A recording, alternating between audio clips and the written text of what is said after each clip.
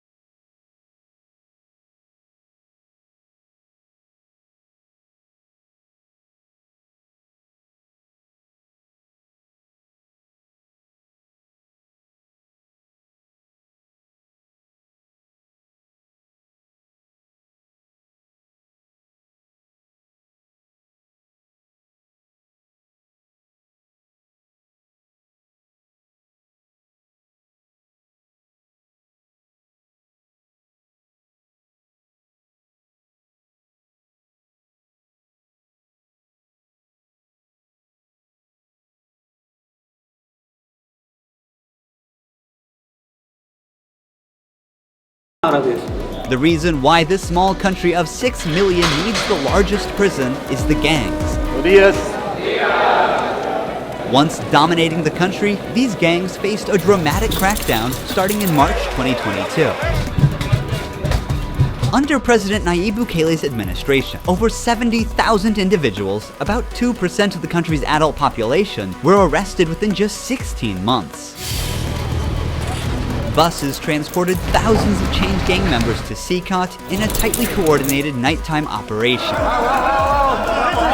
Sitting one behind the other, heads lowered, they looked like a single mass. Surrounded by armed guards, none of them dared to resist commands. Their life has changed in a day. In this documentary, we will interview one of them, one of the most ruthless gang leaders, known by the nickname Psycho. 10 minutes. You only have 10 minutes. Built in 2022, this massive prison is made up of 8 separate modules spread over 410 acres of land. Each pair of modules is enclosed by 2 separate 3-meter-high walls with razor wire. The entire facility is surrounded by a towering 9-meter-high wall with a 3-meter-high electric fence carrying 15,000 volts. 19 watchtowers are ensuring nothing escapes notice. The entire design doesn't just prevent escape, it erases the very idea of it. Hello. Hello, we have permission from the president.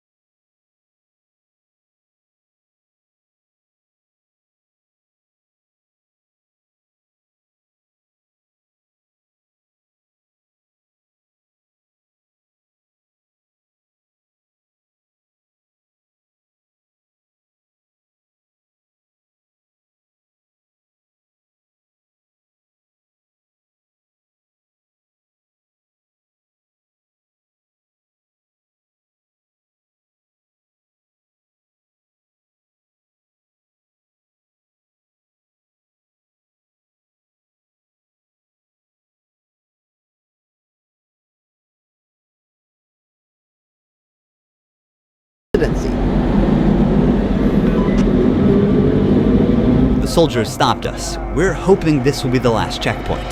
The jammers blocked all signals within a 2-kilometer radius of Sikot, completely cutting off all communication. Over 600 soldiers work only to secure the perimeter. We are going to leave all of our belongings here before entering the prison. We will only carry our cameras and microphones, that's it. Pass slowly. All right, so listen up. State Farm was trying to charge me $197 for car insurance. No, thank you. I got a friend who told me about this. Look at the camera. The body scan. I forgot my wedding ring on. Well, that needs to be put away over there. This high-capacity X-ray scanner even shows bones and internal organs. It's mainly used to scan newcomers, ensuring no one tries to sneak in anything forbidden on their body before entering. The inmates used to swallow some objects, or they would try to bring them in vaginally or anally. Micro SD memory cards, microchips, and not only that, even phone chargers. Another thorough body search has been conducted. Take off your shoes. They even inspected inside our socks. It took us around 1 hour just to pass through security, even though we were invited as media after months of applying.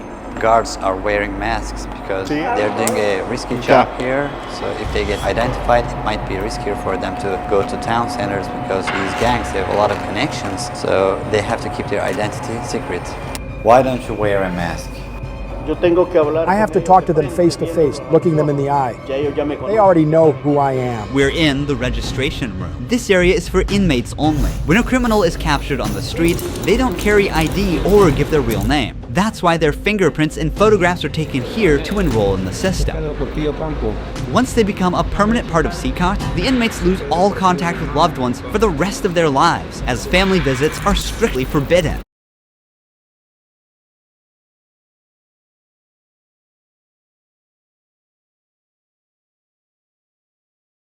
It's also important to note that a small number of innocent people were mistakenly imprisoned during the big crackdown. Because of the no-contact policy, their families have no idea where they are or if they are still alive. For some, this documentary could be their first chance to see a missing loved one.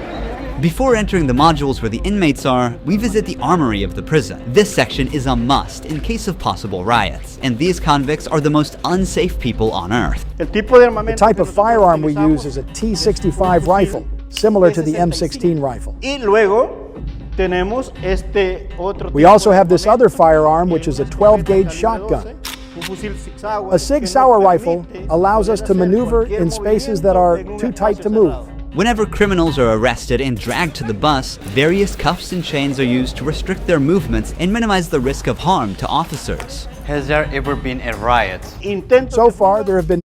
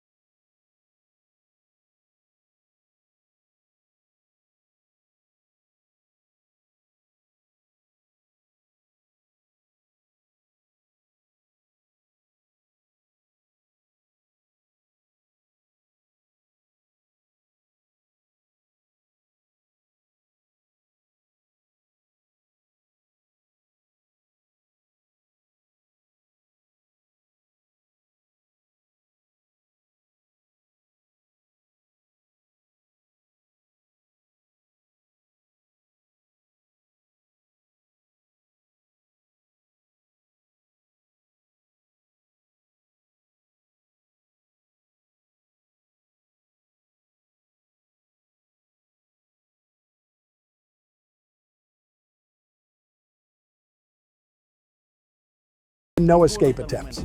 We have the worst of the worst within criminal organizations here. The riot gear consists of a head protection, a face shield, neck protection, an anti-trauma vest, leg protectors, shin guards, and of course a shield. Generally, in the prisons, we see inmates invent any kind of handmade weapon, like awls or knives. They are fully protected. You can see how he protects his feet. Since this prison is so large, we have to hop on this bus. We are entering the module area. To keep the country safe, 1,000 staff members work inside CCOT. It is impossible, but let's just imagine that an inmate get out of the fortress. These pebbles that you see are put here intentionally because when they walk on these pebbles, it works like an alarm system. It makes a noise, they cannot sneak away. Have they tried to escape? No. Could they try? Difficult, because they would have to go through a series of security rings. CCOT was built with its own infrastructure in an isolated area, including an electrical and sewage system to prevent external interference. In case of an electricity cut or water supply issue, the cisterns and power plants will maintain operations for up to a week. I'm so excited. We're gonna be face to face with the most dangerous criminals in the world. It is pretty tense. We are entering one of Everybody, look, we're in very interesting times. That means times where there's crisis, where there's chaos, where there's inflation. the modules now. You are seeing the third and fourth modules next to each other. An offender who enters one of these buildings never exits through these doors. In a few steps, we'll be surrounded by more than 2,500 inmates. It's like stepping in the middle of controlled chaos. This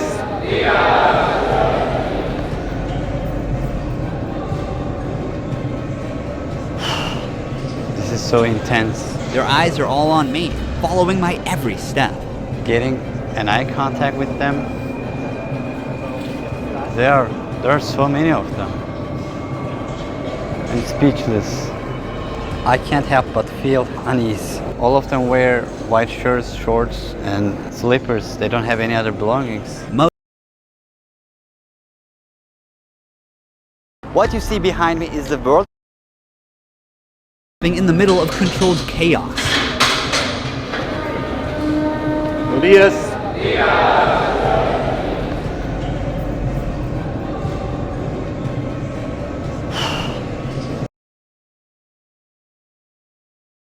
What you see behind me is the world's strictest and largest prison. This mega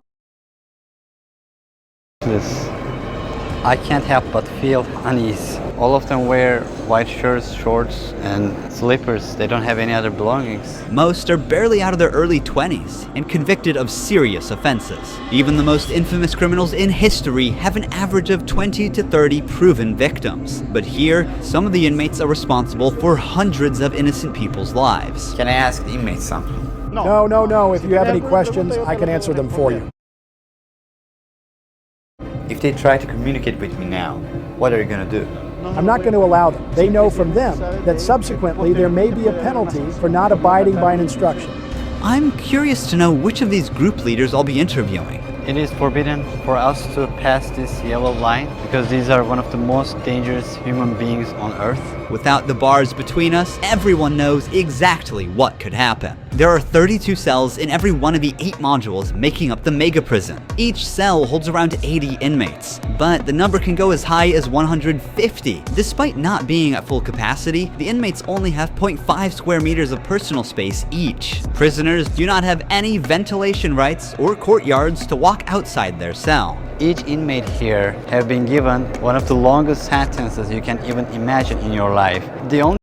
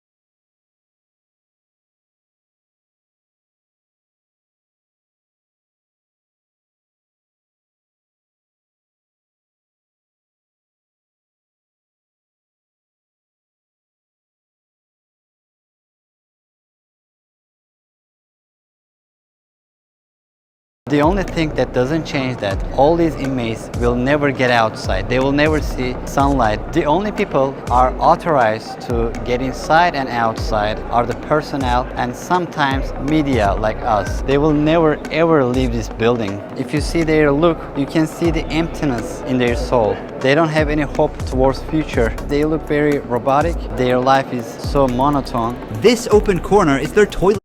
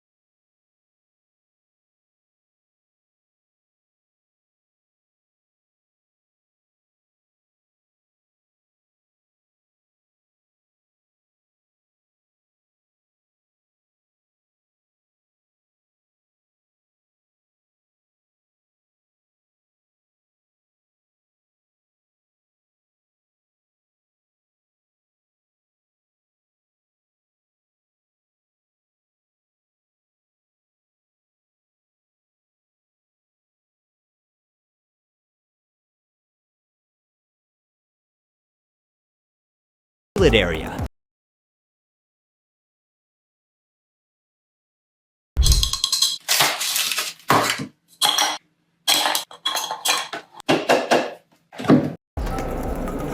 They have like 2 toilets for 80 inmates. It's literally humiliating these inmates. Like their whole confidence is disciplined here. The same place where they use the toilet is also where they take showers. To clean themselves, they use plastic dippers in a single shared basin. There's no running water in the cells, so the prisoners have to rely on one blue barrel for drinking water. Where they sleep is these metal bunks. No pillow.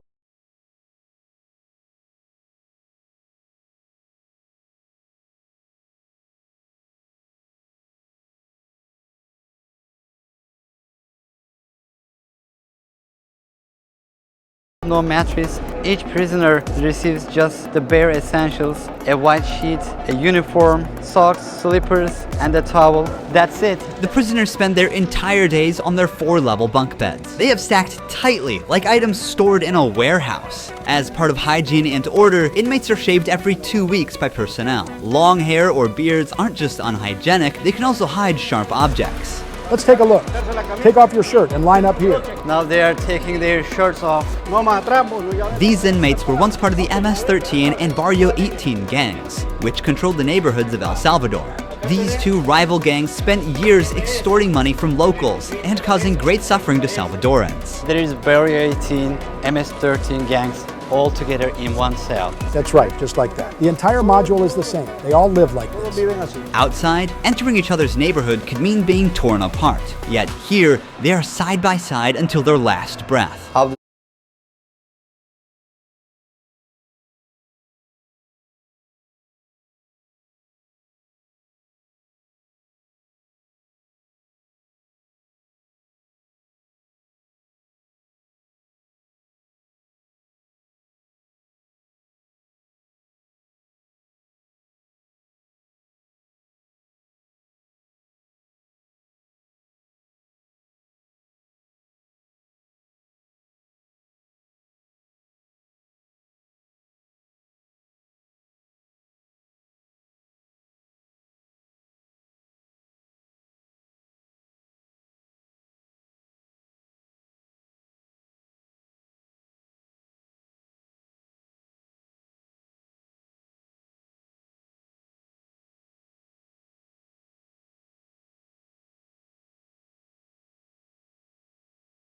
How do they live without attacking one another? They have to learn how to live together. Here, they are in a prison. They are not on the street. Most of the inmates have tattoos covering their entire bodies, even including their faces, showing their loyalty structure.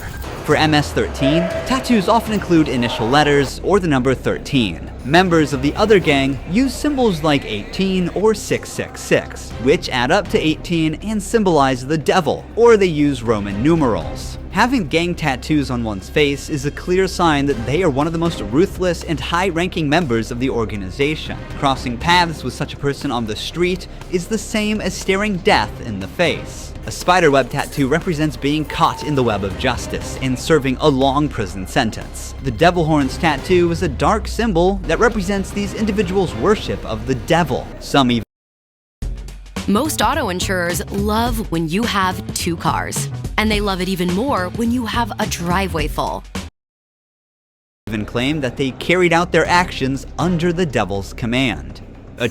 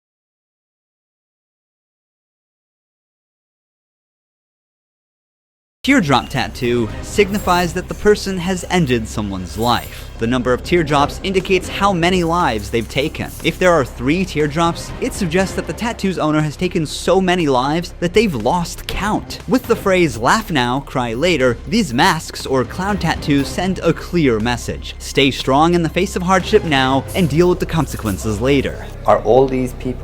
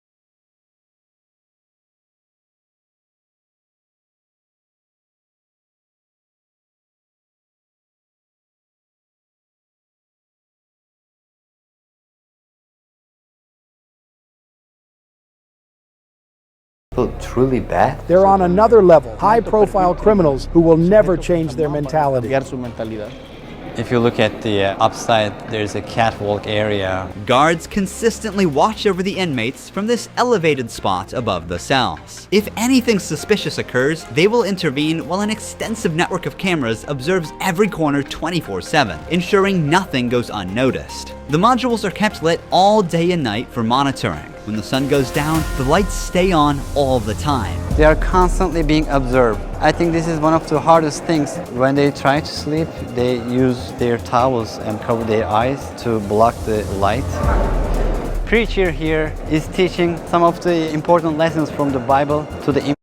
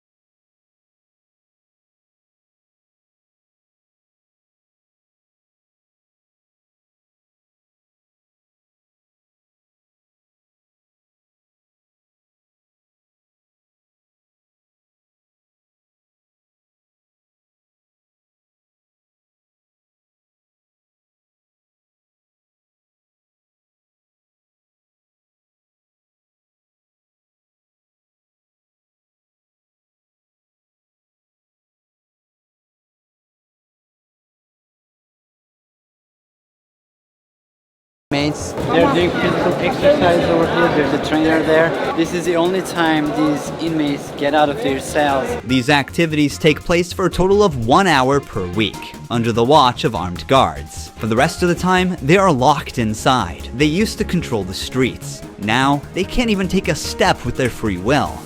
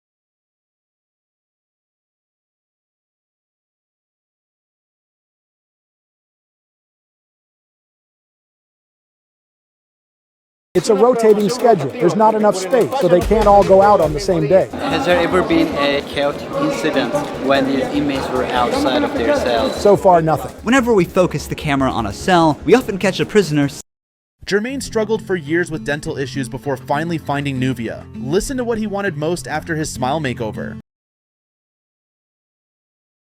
silently mouthing words. Even behind bars, gang members attempt to send orders to the outside. This prisoner was doing just that, but we censored him to block the message.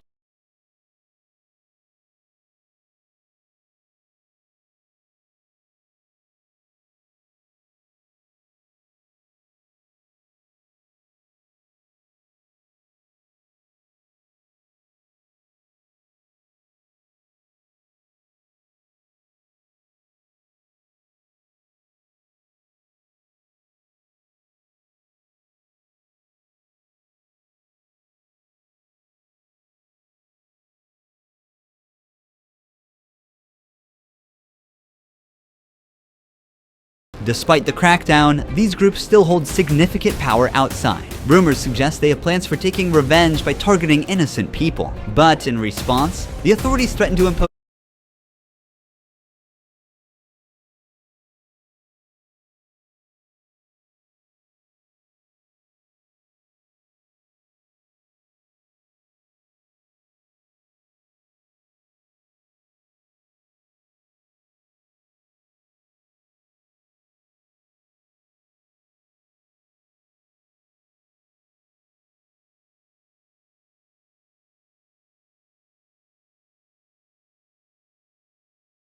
even harsher measures on imprisoned members. If they do that, there won't even be one meal in prison. Uno. I swear to God they won't eat a grain of rice. Let's see how long their homeboys last inside. Here they get 3 meal times: breakfast, lunch, and dinner. Breakfast is usually beans and rice. For lunch, they get white rice and pasta. And dinner's pretty much the same. The only thing that changes is the drink. There's no nutritious food like chicken or meat. This is the lunch. It's rice, pasta, and 2 tortillas.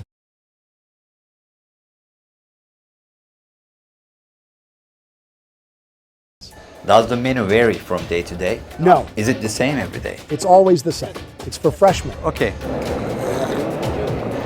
It's a sugary drink. I'm going to taste it for myself. Inmates must eat with their hands and clean their plates before returning them. With a diet lacking in protein, many likely suffer from nutritional deficiencies. Before starting our interview with an inmate, I want to show you one more place that is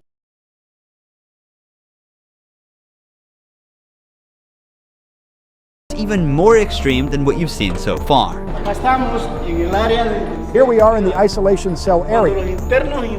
If inmates break a rule, they can be sent to these isolation cells according to the legislation. The law gives me the right to keep the prisoners in isolation for up to 15 days. These cells have sealed doors. I was in Gaza up to last March. During my time there, we started the orphan care program. Up to then, through this grid, I can see them and identify who's inside. We serve food here, and we also use this space to put handcuffs on them before opening the door to move them from here to their cell. Welcome to the isolation cell. If an inmate misbehaves, this is where he ends up. He won't know the time or how much longer he'll be kept inside. For days or even weeks, he sleeps on this concrete bed without ever leaving. They are cut off from the outside world, left alone with nothing but their thoughts. This is where they supply their water. There's a water basin here. They take their water here, and this is where they pee. The basin for drinking water and the toilets are located side by side. The toilet looks recently used and dirty, suggesting that this cell has recently been used. The only light they have is this little hole that barely lets the sunshine in. This openness is also the sole source of fresh air.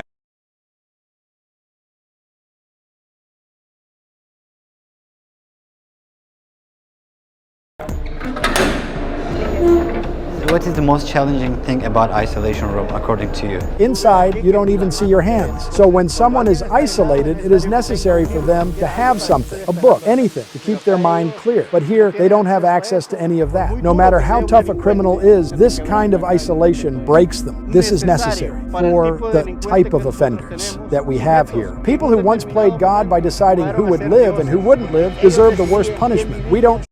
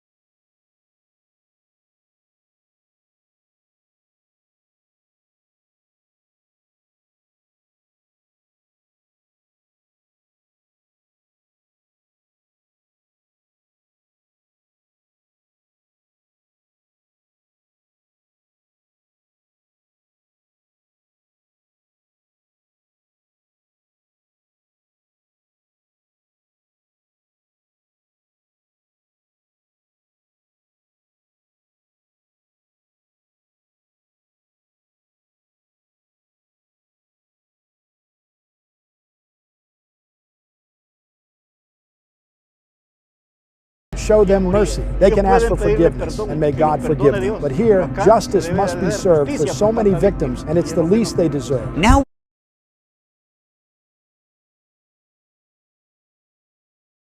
we're going to interview the inmate known as Psycho. He has a 34-year criminal history and has spent the last 25 years as a high-ranking member of an organization. 10 minutes. You only have 10 minutes. 12 guards are barely enough to ensure the safety around this inmate. Remove the mask. What is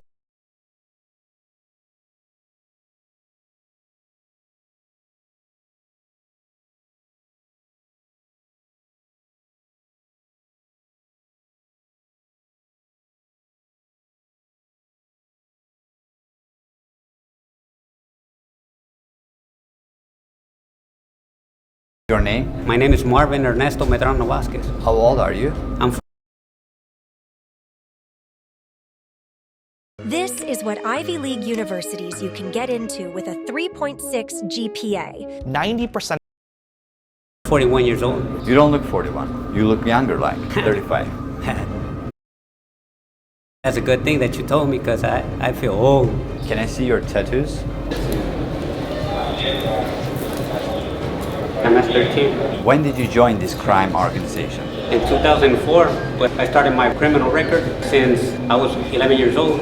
How did you first become involved? When somebody is born with just a mom and the mom is working, you look for the streets. You look for somebody to help you out. I said, oh, my mom's poor, I need some shoes, I need some clothes, and I started robbing. Then I need a father figure because I didn't grow up with my father. And then I looked the group of gangs. Then I did a side, and I came right here to El Salvador, trying to change my life, but I seen that there are more gangs right here, and I started doing the same thing I did upstate, and I got locked up. I've always been one of them persons that wanted to accomplish the things that they put in their mind, and I accomplished everything I had to do right here, but I'm right here.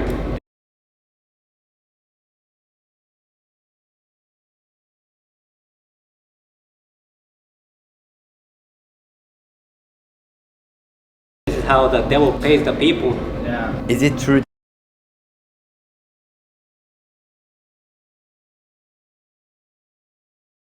That to join this crime organization, you need to end someone's life. Yeah. But the first one must be one of your relatives, right? Yeah, because you got to gain territory for your gang. I lost my mom, my dad, my son, everything right here for cause.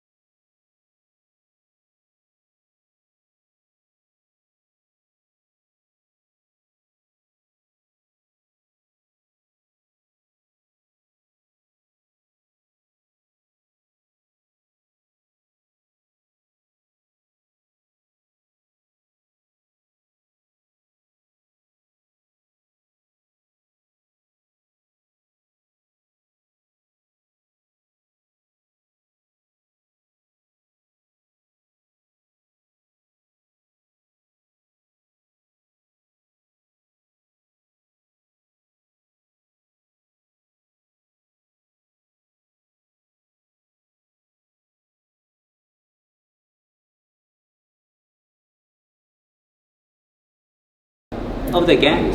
When I could be with my family, hey, upstate, the United States, a better life. But, you know, we took wrong decisions and this is the cause of this. That's why I tell the youth, hey, go to school, listen to your mom, listen to your dad. Don't live this life that we live right here. There's no way out. How many people's lives have you ended? Is it 5 or 10? How many? No, if you talk about what you used to do in the jails after, it probably get a few more than 50. You gotta do it sometimes. How did you become cold-blooded and merciless in time? I can't really respond you with that question. How do you feel about not seeing your family forever since you're in Sakat? I feel bad because I seen my son the last time when he was 5 years old, and he's 21 years old right now. I want to see him. I want to tell him, hey, don't do the same things that your dad did. Look for a good life. People who have fallen victim because of you will never see their loved ones again. You will also never see your family. How do you cope with emotions like missing someone? I feel bad. Sometimes, like I tell you, I lay down on my bed and I think a lot of things, and sometimes I cry. What is your motivation to stay alive here? To one day change my life and look for God in my life, and I tell God, hey, forgive me. Forgive